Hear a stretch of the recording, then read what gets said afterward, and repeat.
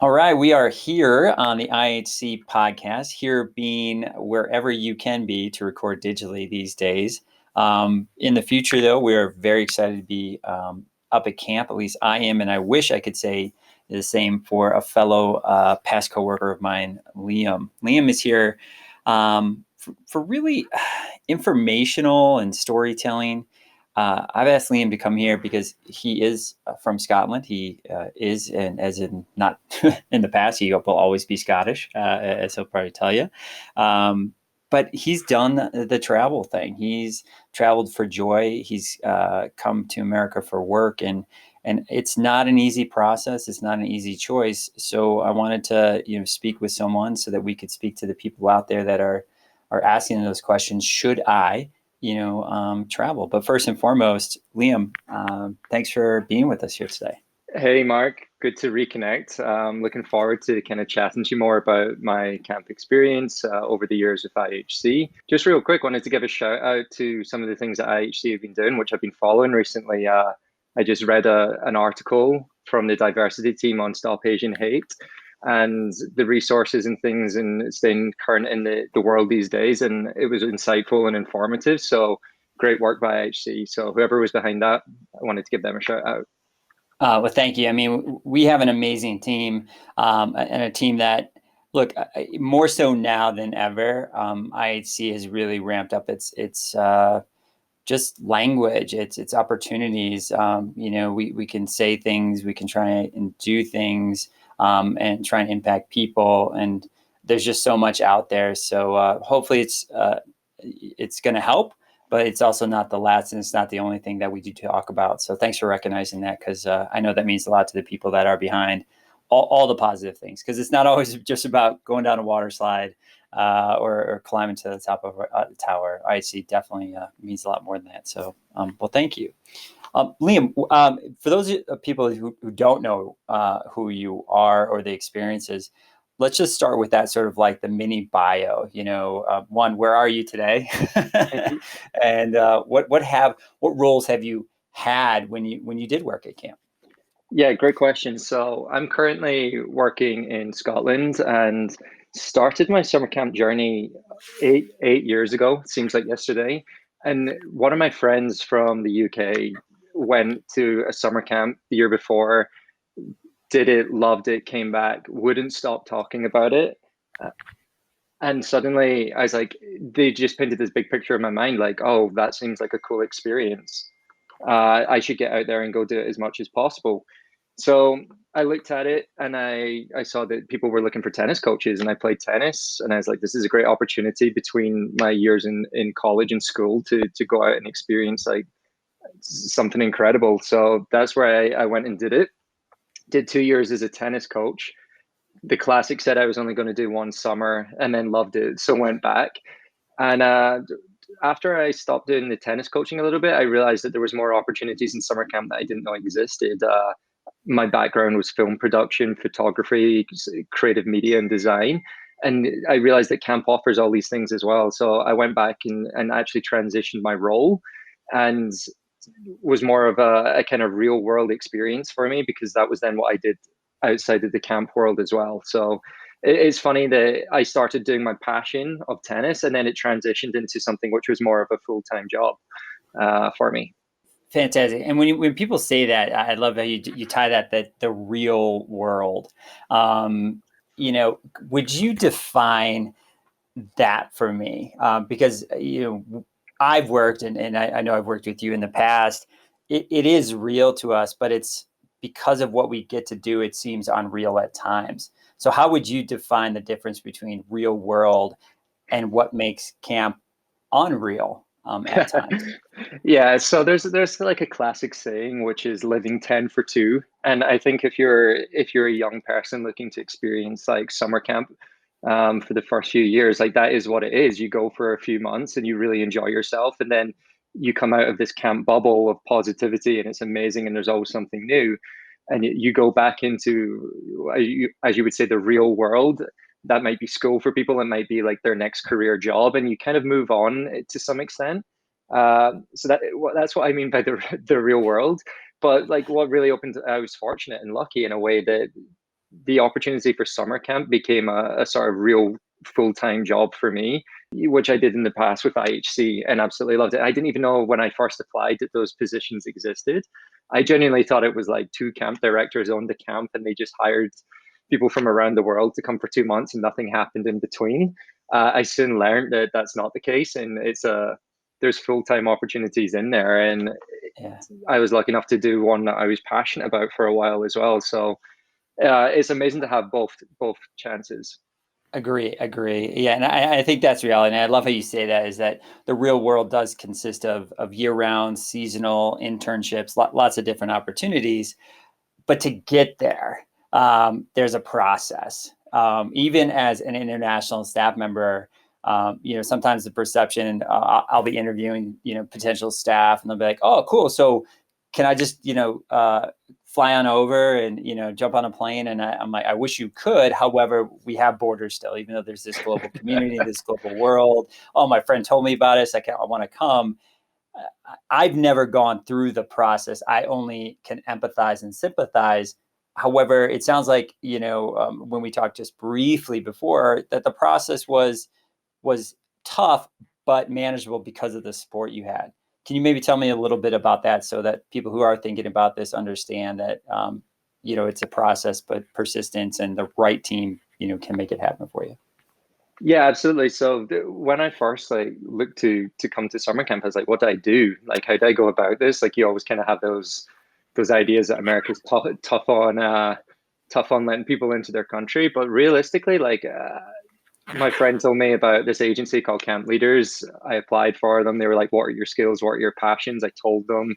They were like, "Yeah, no problem. We'll take care of you." So, um, essentially, as I went along, I realized that there was an agency to sponsor my visa, help me with travel, help me with all these other things. And you just kind of make sure that you're filling out the paperwork as you go. And it's really quite an easy process when you looking back on it. It doesn't take too long, and there's someone to help you every step of the way. Fantastic. Now, that process, that's the paperwork. That's like, okay, I can check this box, I can fill out this email, do this. The Sometimes the mental part for staff, even here in the US, the domestic concept, wait, I'm going somewhere I've never been before. I'm a Californian and I'm going to the Northeast. I'm from Scotland and I'm going to America.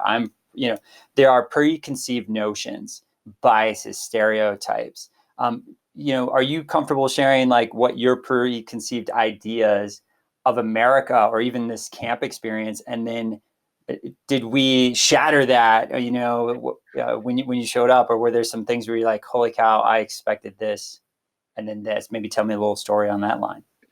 Yeah, absolutely. So I was lucky enough to actually travel to America before camp for family holidays and short trips and even some other experiences. So I kind of thought I knew America, but it's not really until you go there and you spend sort of 2 to 3 months absorbing the culture and the experiences that you really build that bigger picture, especially because you're a little bit older as well. It's always a little bit daunting, even if you're an American, even if you're an international staff member. You're going to a place that you've never been before. You're going to be around people that you've never been before, but you got to trust the process, and that's all part of the experience. Is you're throwing yourself into something that you're positive that it's going to be incredible and life changing, and it's so short as well. Like if you think about it, 2 or 3 months of working somewhere or traveling or going somewhere in the grand scheme of life is such a short period of time. But like I found the whole place like just an absolute thrilling roller coaster ride. Like you arrive in like a crazy airport, like an American airport. Like I flew into JFK and I was like, wow, look at all these taxis, look at all these people. Like there's movement, it's loud. Uh, back when I first came, like I spent a couple of days in New York before I came, and you're walking down Fifth Avenue, Times Square, like you're in like this hostel hotel with new camp counselors that you're meeting that are going to work at the same camp as you and other camps. Like there's just like this hub that there's so many people there in the same situation as you that you just kind of feel as though you're always bouncing off, and it's exciting and it's thrilling. And then you get to camp and suddenly it's just a whole new like kind of hub of people that you're working with and meeting and going. So it's exciting, and anything which I had in my mind beforehand was definitely like a million times better in the real life experience. Yeah. As we talk about this, fear is one thing, courage is calculating and addressing that fear in an appropriate way. And, I think to be a summer camp counselor, to go anywhere that you haven't been, it takes some courage. Um, but taking that step also can change you, it can challenge you, it can push those comfort zones. And funny enough, I was just reading a book about attributes. It can give you a little dopamine. You can be like, oh, wait, I did survive, and having the right support network. Did you feel, as part of that, you made it through that season? Is at the start, was there adequate orientation support? Did you feel included, or was there exclusion? We'll start with there at the beginning. Like never, I describe myself as an introvert, and camp you might feel as though you need to be like an extroverted person. Like when you see the images, when you see all this thing going on, you might be like, oh, you need to be like the most outgoing, colorful, bright person ever. You don't really. Like there's so many staff members, and there's orientation and sessions, and people that are like just connect with you. Like people that you don't even know will say hi, give you a high five, a hug, welcome you to a team, like welcome you to an activity. Like you never feel as though you're going to be excluded from anything. um at any time, like you can just join in on anything. Like even, like say there's a basketball game going and you don't even play basketball, you're still welcome to join that team. Is that sort of Yeah, like inclusive environment that regardless of how outgoing or introverted you are or things like that, like you're gonna have a place. I love it. I'm so glad you say that, because I am so honest with anyone I interview and say, look, be open minded, challenge yourself. To hear you say that just reiterates, what we create at our camp and camps across America. The whole concept of camp is to get people outdoors, get people mingling, have building those relationships. So relationships being that key word, and you've met staff, and you've camp's over, right? You said it's literally 10 weeks, maybe even shorter for some people. The kids are our kids are only there for 7 weeks. It's a small time. At camp ends, what do you do then, or what have you done? Because I think that's the other draw, is like, I want to work with kids, I want to build relationships, but I want to see America. Are there some highlights, some times where you said, I'm so glad I did this, and then after camp, this is one of the biggest moments, or the highlights I had an opportunity to do? Oh, absolutely. Like, so real quick, like when I first arrived in America, and as I said, like I got on this bus to camp and I was sharing it with like people that I didn't know. And there was a few people, like you're obviously people watching and you're doing things in the bus. I'm like, oh, I feel like I connect with this person. I feel like I wouldn't connect with that one. Someone which I felt I wouldn't connect that well with initially, I ended up being in a bunk with. He's now one of my best friends 8 years later. Like we chat every month and stuff. Like I never would have thought off the cuff that this would be like my best friend from camp. And people like that, like I ended up traveling all across America with this person after camp and stuff as well. Like over the course of the 2 years, the first year I went on the East Coast, like New York, Boston, Washington. I even went up through Canada to Toronto and Montreal, and it was just like this crazy 2 week road trip. And then part of the experience was like when I came back, I was like, well, what's on the West Coast? So got on a plane, flew to Vegas, rented a car, and drove up through the Yosemite National Parks, San Francisco, down Highway 1 to LA and San Diego, and then back to Zion National Park and things. Like it was just like the whole experience encompasses more than just like, oh, you're working with kids all for the summer or you're doing this job for the summer. It is a huge opportunity to just go see the world and meet new people. Wow. Yeah, and I think that's a key point, though, is also on the reciprocal end of that. Is I know that I traveled to the UK after my first years. I've traveled to Australia. So even as the American staff that listen to this podcast, we truly become more global. We want this world to be a better place. You started, giving us a shout out for what our media, our DEI team, diversity, equity, inclusion team does. It's really the IHC leadership and our staff continue. So it's not just one person, it's really Camp IHC. So what do you think is the I don't know how you say it, like the soul. When you think Camp IHC, it's coming from somewhere. It's coming from deep. So you said you felt this and this energy. Is it just staff? Is it the vibe? Is it the language? Can you wrap it up into a perfect little sentence, or three, to say what is it about this place that even now, Liam, we still stay connected. You stay connected with your friend from the original camp experience. Like, we want to be better versions of ourselves. Yeah, I think it's kind of easy to sum up, really. I would say it's culture. Like you come in and it's you're part of this culture, a community that, as I say, welcomes you, and you just have this incredible summer experience with. And it's everything. It encompasses the people, the place, the culture, all of it. So suddenly, like when you leave camp, and whether you go back summer after summer or you move on to the next thing in life, you're still part of that community. Like it never really leaves you, it never really goes. And take IHC, for example, there's 450 staff from around the world every single summer. So if you're making friends with them, you can go anywhere in the world and know that there's a staff member that worked from IHC that you've probably worked alongside that would let you stay at their house if you were traveling, would go out for a meal with you. Like it's a global community. So Awesome. I think that's how I would sum it up. Just being like, I have friends all around the world. And the sad thing is, a lot of us have moved on from those small summers at camp. And you cherish those experiences. And I think that's why it's so special, is because you know that those people are never all going to be in the same place at the same time. But then suddenly there'll be like weddings or like reunions in different countries in Europe or elsewhere. And these people will just all go. It's And amazing to see. mini reunions occur Many on the reunions regular. occur. Yeah. Yeah. Yeah. Oh, wow.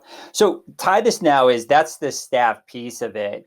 I think back to summer, and I truly believe that all camp counselors, are educators.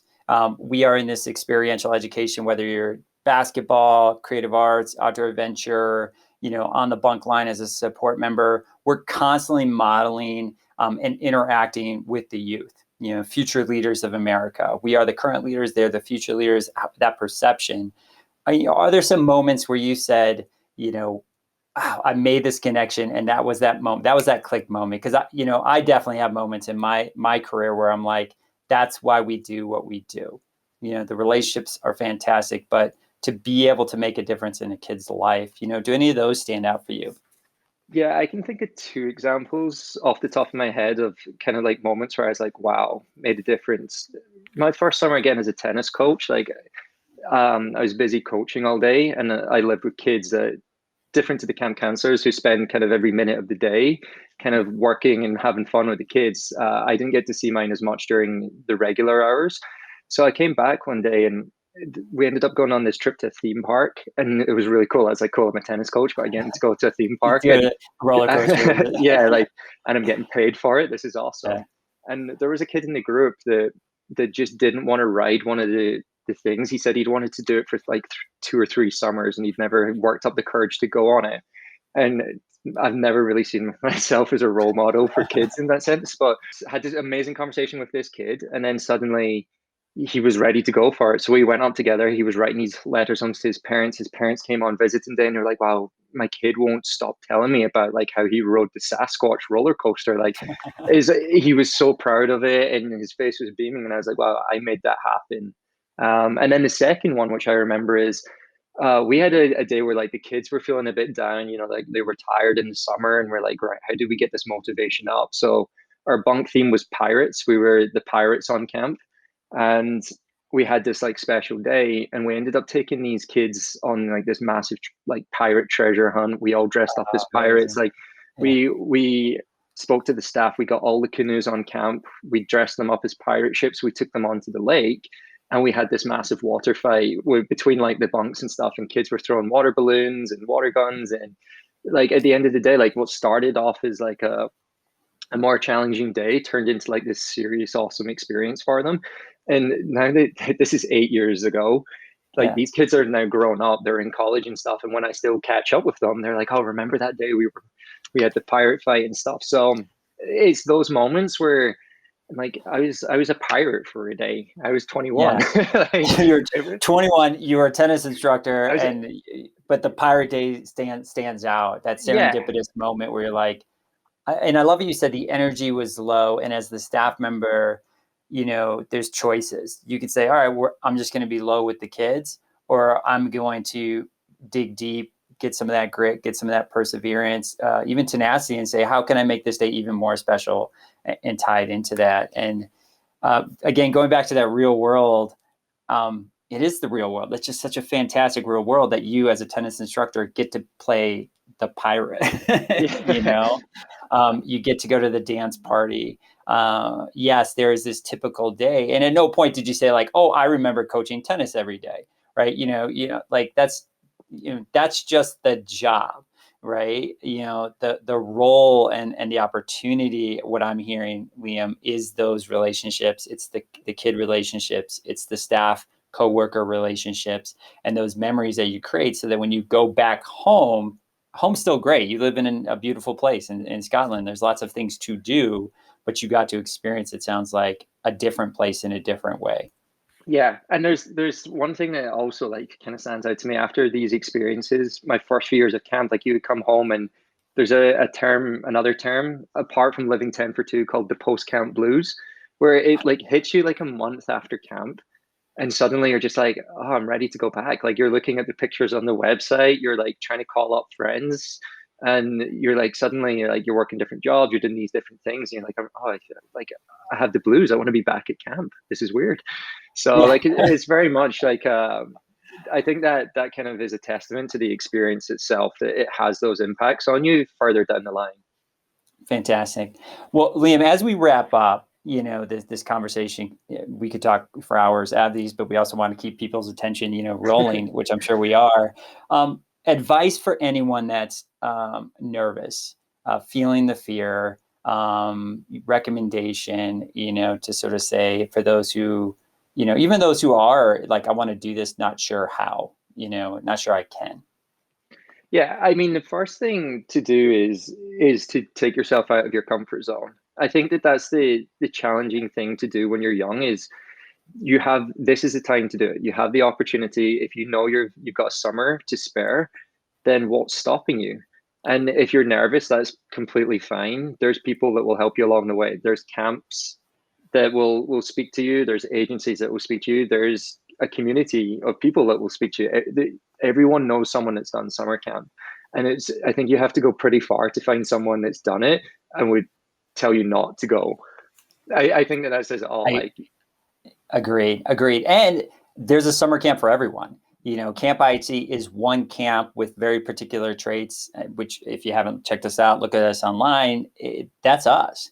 There's special needs camps, there's day camps, there's 1 week camps. We happen to be a residential co-ed, there's single genders. Like, so even if you're like, oh, I'm not sure, maybe you want a smaller, you're like, do the research, right? Just, I would also say that is check out the camps, see what they're doing, ask the questions. Don't be afraid to ask questions, right? But I love how you said it, take the leap, right? Take the leap. If you have the ability, get on the plane and come to the States and see that we're more than just what's on the news, kind of, and we're yeah. not just a And, movie.